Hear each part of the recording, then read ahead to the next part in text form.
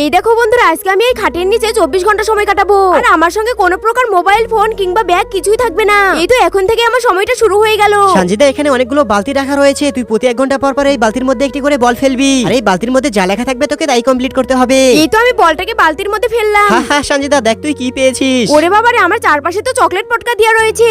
আমি একটু নড়াচড়া করলেই এগুলো ফেটে যাবে। সঞ্জিতা ওর, তোর 1 ঘন্টা কমপ্লিট হয়েছে। এই তো এবারে আমি 7 নাম্বার বালতিতে বলটা ফেললাম। দেখ সঞ্জিতা, তুই কি পেয়েছিস। এবারে আমি পানি খেতে পারবো, কিন্তু এত দূর থেকে আমি কিভাবে পানি খাবো? আমার বুদ্ধি রয়েছে, আমি পাইপ দিয়েই পানি খাবো।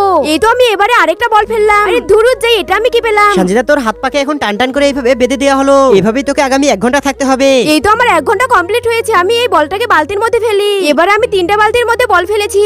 বন্ধুরা, আমি এগুলোর মধ্যে কি পেয়েছি তা কি তুমি দেখতে চাও? কিন্তু তার আগে তুমি হিন্দু হয়ে থাকলে কমেন্ট করো, আর মুসলমান হয়ে থাকলে লাইক সাবস্ক্রাইব করে দাও। আজকে দেখবো কার পাওয়ার বেশি। সঞ্জিতা, এখন আমি বিছানার উপরে উঠে লাফাবো আর তুই নিচে থাকবি। ওরে রাজুরে, প্লিজ এমনটা করিস না। মনে হচ্ছে খাটটা ভেঙে যাবে। খাট ভেঙে মনে হচ্ছে আমার মাথার উপরে পড়ে যাবে। এই তো বন্ধুরা, এর সাথে আমার 24 ঘন্টা চ্যালেঞ্জটা কমপ্লিট হয়ে গেল।